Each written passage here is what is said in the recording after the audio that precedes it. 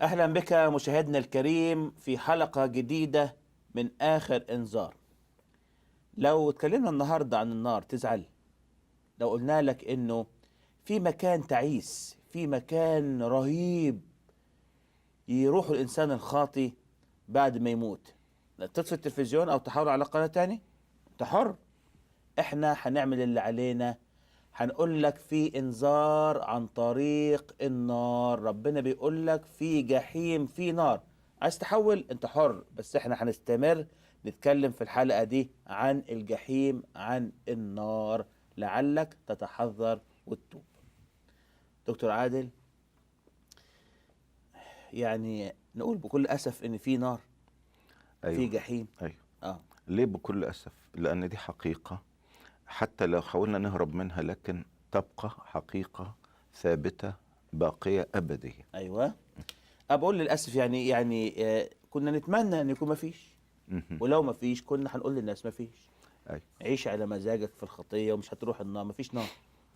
الناس أحيانا بيحاولوا يقنعوا نفسهم إنه لا، الإنسان تنتهي حياته هنا خلاص، يدفن في القبر وانتهت حياته على كده، مفيش حاجة تاني. ماشي، لكن عارف لو فعلا فيه جحيم ودي حقيقه، طب ما انا اشوف ايه الطريقه اللي بيها ان انا ما لا هي تشوف وشي ولا انا اشوف وشها؟ مش ده الافضل؟ ده الأفضل. اهربوا من الغضب الاهتزام، الرب يسوع بيقول. وبعدين سواء يعني تخيل الإنسان إنه مفيش جحيم، أو تخيل إنه في، هي حقيقة قالها الكتاب المقدس إنه الإنسان ذاهب إلى بيته الأبدي. تمام. آه. طيب، يعني في قصة الغني والعازر، لما مات الغني ودفن ورفع عينيه في الهاوية في الجحيم. مهم. عايزين نتكلم النهاردة عن الجحيم دي وصفاتها، مهم. والإنسان هيبقى حالته إيه فيها، علشان المشاهد يتحذر، وزي ما أنت بتقول لا يشوف وشها ولا يشوف وشه. آه. دي في انجيل لوقا صح 16. أيوة. أما بيقول كده: كان إنسان غني وكان يلبس الأرجوان والبز وهو يتنعم كل يوم مترفها. اللي بيتكلم هنا الرب يسوع ذاته نفسه يعني. أيوة. وبعتقد أنه بيتكلم على شخصيات واقعية حقيقية، لأنه كل شيء مكشوف قدامه، كل شيء عريان، فبيكلمنا على أمثلة حقيقية. ولأنه ذكر اسم العازر واسمه العازر. وما قالش قال لهم مثلا، لا، كان إنسان. آه. وكان مسكين اسمه العازر اللي انت قلت عليه، الذي طرح عند بابه مضروبا بالقروح، ويشتهي أن يشبع من الفتات الساقط من مائدة الغني، بل كانت الكلاب تأتي وتلحس قروحه. هنا التغيير بقى هيجه: فمات المسكين وحملته الملائكة إلى حضن إبراهيم. تغيير الثاني: ومات الغني أيضا ودفن، فرفع عينيه في الجحيم وهو في العذاب، ورأى إبراهيم من بعيد والعازر في حضنه، فنادى وقال: يا أبي إبراهيم ارحمني وأرسل لعازر ليبل طرف إصبعه بماء ويبرد لساني، لأني معذب في هذا اللهيب. فقال إبراهيم: يا ابن، اذكر أنك استوفيت خيراتك في حياتك، وكذلك لعازر البلايا، والآن هو يتعزى وأنت تتعذب. آه. طيب، يعني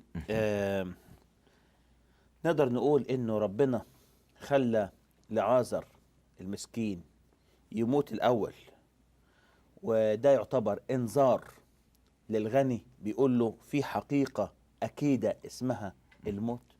تمام. وحتى أخ باسم لو ما ماتش العازر، يقول كده انه الرب عمل الانسان وجعل الابديه في قلبه. ما مش ممكن، حتى وانا بعيد جدا عن ربنا كنت بحاول الغي فكره الابديه عشان الواحد يعيش زي ما عايز. غصب عني في صوت جوايا بيقول لي: انت بتخدع نفسك، في حاجه اسمها ابديه. وفي حاجة اسمها موت. يعني سؤالي إنه مش الواحد برضو كل ما بيشوف حد بيموت ده إنذار لي؟ مش تمام. بيقولوا إنه الموت هو الواعظ القديم الأيام؟ تمام. آه. بس بيقول لك دايما لما الواحد بيروح يعزف جنازه، اخر حاجه بيتوقعها ان هو هيموت. يعني ما فكرش اللحظة ان ممكن الجنازة اللي بعدها تكون بتاعته. ده ليه بيحاول يبعد الشبح بتاع الموت، لكن في حاجة أفضل.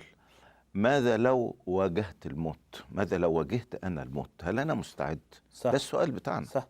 مع انه الحكيم سليمان في جامعة 7 بيقول الذهاب الى بيت النوح خير من الذهاب الى بيت الوليمة، لان ذاك نهاية كل انسان والحي يضعه في قلبه. يعني تمام. المفروض الحي اللي لسه ما ماتش يفكر انا عزيت في جنازة النهاردة، او في واحد اصغر مني او اكبر مني او في سني مات، طب ما انا ممكن يكون عليا الدور. تمام. ولا ايه رأي حضرتك؟ تمام. يعني شوف، واحد قال إرجاء المشكلة ليس حلا للمشكلة، لكن الأفضل مواجهة المشكلة بحل ليها. او الهروب منها، الهروب من حقيقة الموت. بالهروب، ما هو نوع من بيحاول. لا لا لا، ما هي دي حقيقة. فضل الله ولا فالك، يقول لك يا عم ربنا يديك الصحة وطولة العمر كده يعني. كان زمان لما كنت بشتغل في الحكومة، كان ساعات يعني يجي واحد الصبح، الدكتور زميلنا، يقول تصدقوا الدكتور فلان اللي كان معانا امبارح هنا، مش هتصدقوا، توفى امبارح بالليل فجأة. طبعا المكتب كله، كنا 4 في المكتب، طبعا يحصل وجوم. اه وليه وعمل ايه وطب وبعدين، وفي الاخر عارف يعمل ايه الدكتور ده نفسه؟ يولع يروح سيجارة. قايل نكته، هاي النكتة. يقول لنا اقلبوا بقى الموضوع ده، ويقول نكته في 2 في 3. ده بالظبط اللي بيحصل، انه بيحاول يهرب من او مواجهه الحقيقه. ايوه بشوف ناس مثلا في جنازة، مثلا واحد شاب مات، يا سلام على الدنيا الفان يا اخي، ايه ده شاب يموت، وبعدين يقول له ولع سيجارة، خلي واحد يفش غله. يعني بدل ما يقول انتوب بيقول ولع سيجارة. بس انا اعرف واحد زميلي دكتور، يا دكتور عادل، راح جنازة دكتور تاني. زميلنا كان مات وهو في سنة الامتياز، بعد البكالوريوس سنة الامتياز. وبعدين الدكتور ده بيحكي لي اختباره، يعني بيقول والعربية في المدافن وقفت قدام المقابر بتاعت العيلة بتاعتهم، والسواق يشغل في العربية مش راضية تتحرك. ربنا حاصره وقال له دكتور زميلك شاب مات، وادي القبر اللي انت لما تموت هتندفن فيه، ما هو قرارك؟ قال رفعت قلبي وسلمت حياتي للمسيح. بعدين الراجل سواء شغل العربية اشتغلت.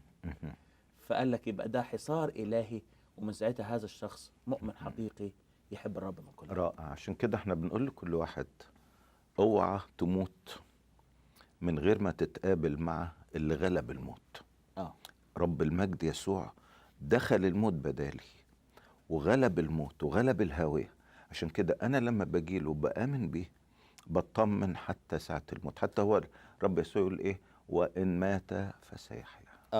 يعني إذا برضو يبقى نقدر نقول إنه الغني ربنا أنظره عن طريق موت لعازر، لكنه لم يتحذر من هذه الحقيقة الأكيدة، حقيقة الموت. تمام. ومش كده وبس، بعتقد حاجة أخي باسم ضروري. هو ما جاش الموت يمكن ما جاش فجأة، يمكن كان مثلا بيعاني من حاجة كده، وجع في الناحية الشمال في بتاع، استهتر بالكلام ده ورفض وقال لك الموت للغلابة الشحاتين اللي هم مش لاقيين ياكلوا، لكن أنا أموت إزاي؟ فربما يعني أنا بفكر إنه الله بينذر الإنسان يتكلم مرة واثنين وثلاثة. ما عايز أقول إيه؟ الله مش بيروح بيفاجئنا كده عشان يعني يهلكنا فجأة، لا، في انذارات بس مش تحذيرات، لازم بس الواحد يكون رفضها. يعيا ويمرض بمرض خطير ويكون عنده وجع عشان يكون ده انذار. ما ممكن انذارات عن طريق حقيقة الموت اللي حواليه. مش تسمع عن واحد مثلا مات بالسكتة القلبية؟ تمام. مش بتسمع عن واحد يكون وهو نايم يقول لك جينا نصحيه ما صحيش؟ شوف التحذير سواء في الآخرين اللي أنا بشوفهم قدامي بيختفوا فجأة، أو بالنسبة لي أنا إذا كان الرب بدخلني في ظروف صعبة أو مرض وخف منه أو حادثة ونجيت منها، كأنه بيقول لي اصحى اصحى، حاسب قدامك حاسب خطر. بس. او يستخدم هذا البرنامج يا دكتور. ما في أمين. ناس ما حولوش على القناة التانية، لكن يسمع حكاية الموت والجحيم دي، هم بيسمعونا وربنا بيقول لهم في موت، وهتموت من غير المسيح، هتموت من غير ما تتوب، هتروح هذا المكان اللي راحه الغني اللي اسمه الجحيم، رفع عينيه في الجحيم. تمام. طب لما الكتاب يقول فمات ومات الغني أيضا، إيه كلمة أيضا دي؟ ايضا بشوف فيها دايما زي ما تقول يعني هو ما خطرش على باله. قال لك الواد الشحات ده مضروب بالقروح، يعني عنده كذا ميكروبات وتلوث ده يموت. لازم يموت طبعا. لكن عارف لو واحد جه قال له يا حضرة الغني، انا بفرض يعني يا حضرة الغني ما حدش ضامن عمره، افرض مت، هيشتمني، هيقول لي مش هطلع بره، ده مم. بتفاول عليا، مم. انا اموت صحتي واحسن دكاتره وما عنديش حاجه وعندي فلوس، لا لا لا امشي. فهنا لكن هنا عايز يقول لي ايه؟ الغني ايضا يموت. يعني ده يموت الغني وأيضا ايضا ده يموت. يموت. آه. تفرقش. آه. هي ط- المشكله دايما بتاعتنا اللي بنوجهها للناس، مش مهم امتى تموت، المهم كيف تموت. كيف تموت وماذا بعد الموت، ده السؤال الاهم. صحيح. م. يعني بولس يقول لي اشتهاء أن أنطلق وأكون مع المسيح، ذاك أفضل جدا. يعني ده ليه عارف الحياة هي المسيح والموت هو ربح. أموت يبقى يعني. عارف يموت ازاي وهيموت هيروح فين، قلت لي لكن ما عبارة حلوة تبقاش حاجه إنه مجهوله. قلت لي عبارة حلوة إن الواحد قبل ما يموت لازم يكون جه للي مات، اللي هللويا. هو المسيح. وغلب الموت. آه. طيب كلمة دفن، يعني إيه دفن؟ طب ما لعازر أيضا دفن، بس ما اتكتبش عنه إنه دفن. اعتقد العذر زي ما تقول في مدافن اسمها الصدقه، او المدافن بتاعت الغرباء، يعني عبال ما جت البلديه ويشيلوه من هنا ويقول لك ملوش حد ارمي. لكن الراجل ده بقى اتعملت له حته جنازه. يعني دفن يعني اتعملت له جنازة.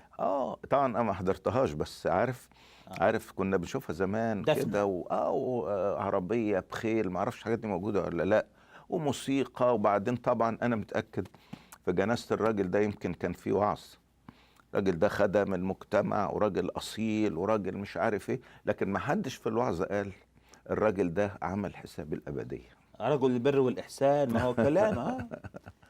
تمام. يعني لو اتعمل له نعي في الأهرام هيقولوا إنه بكل أسف هذا الغني فلان الفلاني ذهب إلى الجحيم؟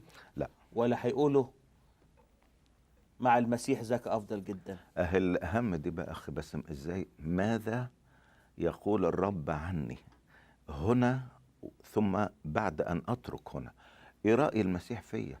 إيه رأيك يا رب أنا لو مت النهاردة، لو مت النهاردة هروح فين؟ إذا أنا مش مطمن، قدامي واحد بيقول لي تعالى تعالى تعالى آمن بيا، والموت بالنسبة لك يتحول إلى رقاد نوم. واحد ضامن ماذا بعد الموت، أسيبه إزاي وما أمنش بيه؟ صحيح. واحد عن طريق الإنجيل ينير لي الحياة والخلود. هي دي. لكن الراجل ده في الأهرام كتبوا انتقل إلى الأمجاد السماوية فلان الفلاني وهو كان في الجحيم. أي. هرجع لك بعد الفاصل يا دكتور عشان تكلمنا شوية عن الجحيم. أيها المشاهد الكريم، سواء أردت أو لم ترد، سواء تخيلت أو لم تتخيل، سواء توقعت أو لا تتوقع، في جحيم وفي نار، وربنا مش عايزك تروح. ربنا مش عايزك تروح، وربنا بعت لك آخر إنذار بيقول لك اوعى تروح هذا المكان. تعال معنا بعد الفاصل نشوف إيه حكاية الجحيم وإيه حكاية النار وإيه حكاية الغني وإيه حكاية العازر.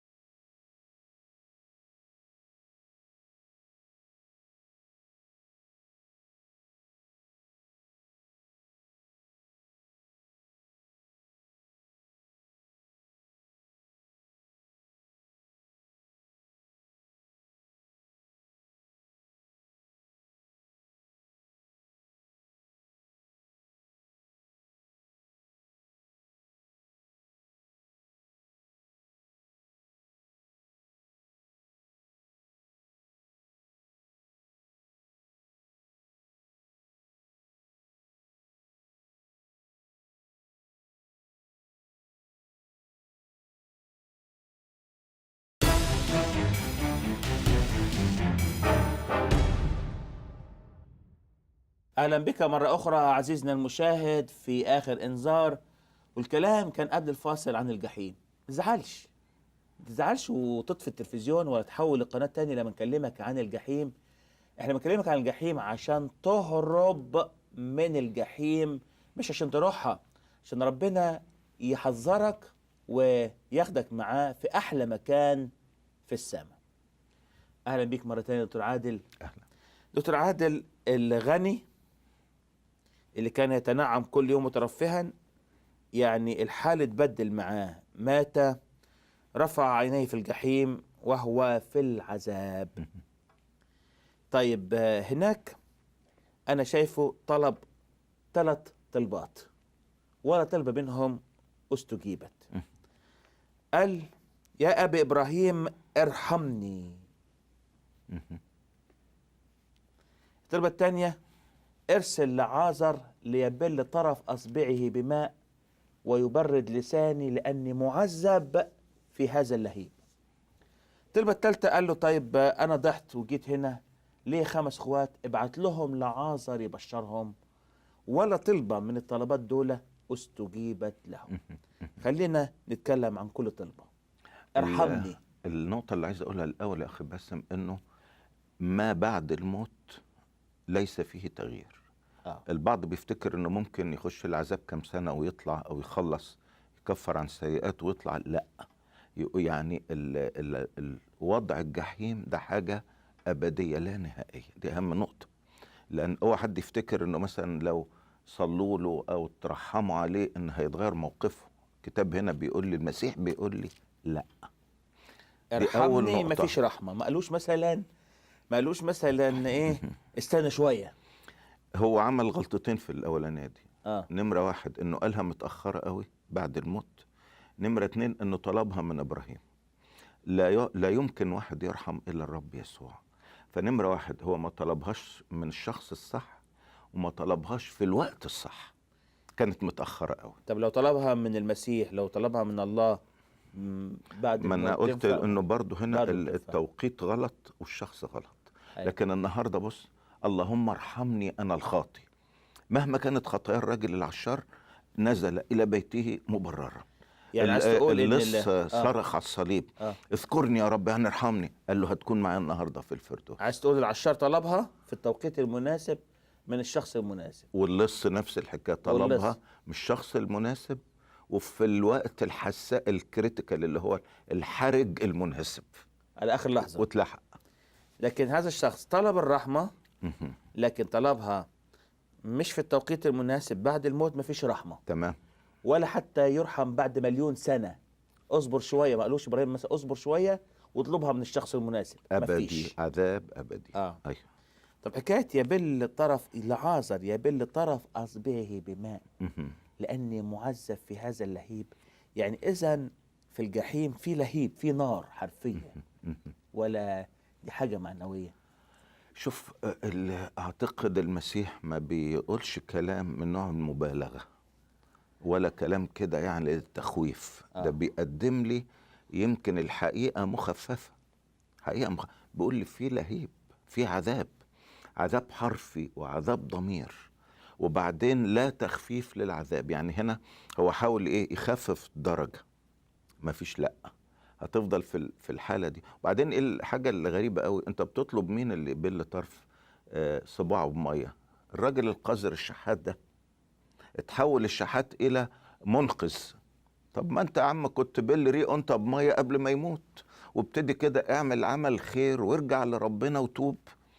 مفيش بعد الموت للرحمه باب، دي بنقولها بوضوح. ولا حتى تخفيف، يعني نقطه ميه ما طلبش، كوبايه ميه، يعني حاجه صعبه جدا. ما كوبايه ميه هنا اشاره زي ما تقول ايه، تخفيف درجه العذاب. في ناس مخدوعين. ما قاش كوبايه، يعني يبل طرف اصبعه بماء يبرد لساني، يعني ده عذاب رهيب. يعني هو طبعا المسيح بيدي تصوير للعذاب الرهيب. وكمان في نقطة بيقول لي اوعى الشيطان يخدعك ويقول لك ان بعد الموت في تغيير. خلينا واقعين جدا، الحق نفسك. التاني نقول اليوم ان سمعتم صوته، مش بكرة، فلا تقسوا قلوبكم. دي تاني نقطة انت قلتها. الطلبة الثالثة قالوا طب خلاص بلاش أنا. مهم. ودي برضو أنا مستغرب فيها شوية، يعني إنه دايما لما كل واحد مثلا تجيله مصيبة ويكون إنسان خاطئ عايز كل الناس تجاهل المصيبة دي. يعني واحد مثلا دخل السجن عايز كل الناس تتحبط، واحد مثلا طالب سقط في الامتحان يتمنى إنه النتيجة لم ينجح أحد. لكن أنا مستغرب على مشاعر رقيقة، مشاعر رحمة، مشاعر محترمة من هذا الغني بعد ما وصل النار. بيقول له كفاية أنا ابعتوا لأخواتي الخمسة لئلا يأتهم أيضا إلى موضع العذاب هذا. إيه اللي حصل في مشاعر وضمير هذا الإنسان بعد ما وصل للجحيم؟ لا هو طبعا هنا مش ما اتغيرتش مشاعره، بس زي ما تقول في حالة اليأس اللي هو فيها ولقى ما فيش فايدة. وبعدين بظن انه كان هو السبب دمار اخواته الخمسة. ما هو عارف الضمير بيشتغل، ما هو انت عارف في لسع ضمير، في ندم يقول لك كده حيث البكاء وصرير الأسنان. يعني الضمير بيستيقظ ويبقى عارف في مرار، يا ريتني ما عملتها، يا ريتني ما عملتها، يا ريتني ما عملتها. فهو يظهر كان سبب قيادة أو انقياد إخواته للنجاسة والشر. فهنا كأنه بيقول الضمير استيقظ، بس طب ما تبعتوا يقول لهم أحسن، بعدين يقول لهم أخوكم اللي كان ليكوا يعني مثال وقدوة في النجاسة أهو بيدفع الثمن. أخوكوا اتخدع، فمش عايزكم انتوا كمان تتخدعوا. بس يعني ما فيش ما يؤكد ان هو كان سبب الشر في حياتهم، لكن في يؤكد انه ضميره صحي، ضميره فاق، مش عايز قرايبه ييجوا. يعني لو حد بيسمعني دلوقتي وليه حد قريبه في الجحيم، يعني كأنه بعت له رسالة من هذه الرسالة بيقول له اوعى تيجي هنا. حاجة غريبة يعني انه الخاطئ هناك ضميره يفوق لدرجة انه مش عايز قرايبه ييجوا. عارف العكس صحيح برضو أخي باسم. أما الواحد بيجي للمسيح وهو على الأرض ضميره بيستيقظ فيروح يكلم إخواته. اللي بيكلمك شخصيا أنا عملت كده، لأن أنا كنت سبب برضو تشجيع لإخواتك. أنا أكبر واحد فيهم، ما ليه بقول لك ده يمكن أكبر واحد. عشان كده تخيلت بقى إن ما إحنا خمسة كنت أنا أكبر واحد، فكنت برضو بشجعهم في الطريق اللي مش كويس. لما جيت للرب ضميري تعبني برضو بالنسبة لهم، فبقيت أكلمهم كلهم عن الرب. بس طبعا تفرق قوي عن الوضع اللي احنا فيه ده. الوضع هنا يائس بتاع جوه الجحيم. مرة واحد قال وعظة عجبتني قوي، قال لك كارز من الجحيم. ده مش كارز على منبر او في كنيسة، كارز من الجحيم. بيصرخ، ومش بس بيقول لاخواته الخمسة، بيقول لكل واحد شايفنا، بيقول له اوعى تيجي الى موضع العذاب هذا المكان مرعب، هذا المكان مخيف، هذا المكان لهيب، هذا المكان نار، اوعى تيجي الى هذا المكان. تمام. يعني ربنا باعت اخر انذار عن طريق الغني وصرخته ابعته الى اخواتي الخمسة. تمام، كارز من الجحيم. طيب تخيل حضرتك لو ابراهيم استجاب لهذه الطلبة او قال لربنا يعني الراجل عايز اخواته ما يجوش، هنبعت لهم لعازر.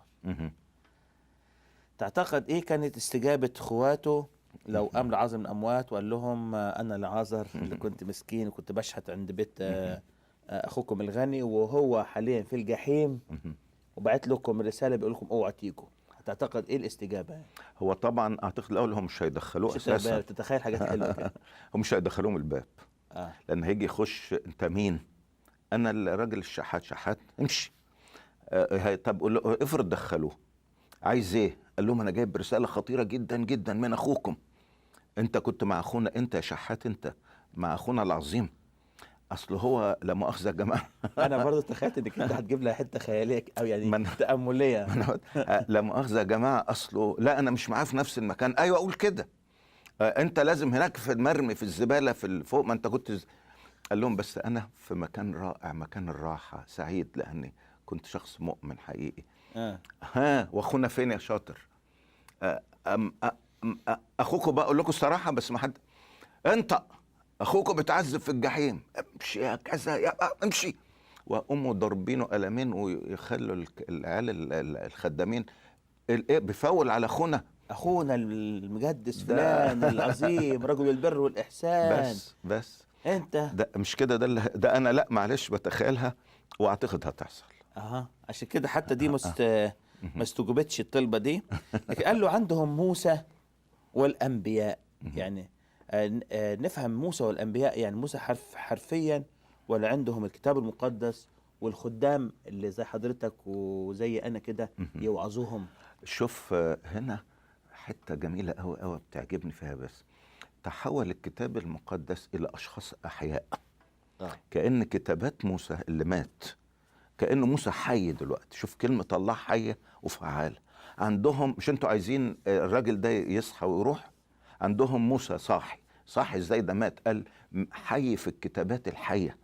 إن ما كانتش كلمة الله الحية الفعالة تأثر فيهم، ايه اللي هيأثر فيهم؟ بس لو قام لعازر معجزة قال لهم عارفين ولا إن قام واحد من الأموات يصدقون. الإيمان، شوف كده يقول الإيمان بالخبر، اللي هي كلمة ربنا، الخبر يعني الكلام بكلمة الله. صح. طب آخر سؤال أسأله حضرتك. أنا أعرف إن المكان اللي راحه الغني ده مش هو المكان الأبدي، يعني ده فقط مكان انتظار. تمام. بعدين هيبقى فيه يوم الدينونة، مهم. وينتقل من هذا المكان إلى مكان أتعس مهم. وأشد عذاب اسمه مهم. البحيرة المتقدة بالنار والكبريت. اللي أنا فاهمه صح ولا تحب تضيف مظبوط حاجة؟ مظبوط. ما ده زي ما بيسميه الكتاب سجن الأرواح الشريرة. فاضل الأجساد اللي في القبور، ده مش مثواها الأخير في القبر. ده هيجي وقت كده يسمع الذين في القبور صوته، ده الكلام المسيح بيقول. يخرج الذين فعلوا السيئات دول إلى قيامة الدينون، هيترمي روحا ونفسا وجسدا في بحيرة متقدة بنار والكبريت. يعني هيروح مكان أشد عذاب من هذا، لأنه هيتعذب بالروح وبالنفس وبالجسد. عزيزي المشاهد، احنا كنا متألمين جدا جدا واحنا بنتكلم عن النار، بس لازم نعمل كده لأن دي حقيقة بيذكرها الكتاب المقدس، إنه في نار، في جحيم. وصدقني عشان أنت غالي على قلب الرب يسوع، وعشان أنت غالي على قلوبنا، كان لازم نكلمك عن النار. الغني طلب مش كوباية مية، طلب نقطة مية. قال ارسل لعازر يبل طرف أصبعه بماء يبرد لساني لأني معذب في هذا اللهيب. لكن عايز أقول لك النهاردة في واحد عطش على الصليب، قال أنا عطشان. عارف ليه؟ صدقني عايز ينقذك من العطش الأبدي. صدقني مش عايزك تروح النار، مش عايزك تعطش في النار. عشان كده عطش من أجلك وهو معلق على الصليب. تعال عند الصليب قل له يلا عطشت بدالي، يلي صلبت بدالي عشان تنقذني من النار، ارحمني أنا الخاطي. كل تأكيد هيرحمك ويضمن لك مكان معاه في السماء على أساس صليبه وعلى أساس دمه اللي سفك على عود الصليب. خرج من جنبه دم وماء. تعال اشرب من المية اللي طالعة من جنب الرب يسوع، وتعال اتغسل بدمه، وتعال اطلب الرحمة قبل ما باب الرحمة يتقفل. إذا حلقة النهاردة أثارت عندك أي استفسار أو سؤال، ممكن تراسلنا، قول لنا رأيك، ابعت لنا سؤالك على العنوان أو الإيميل اللي هيظهروا دلوقتي على الشاشة. وإلى حلقة جديدة من آخر إنذار، ربنا معاك.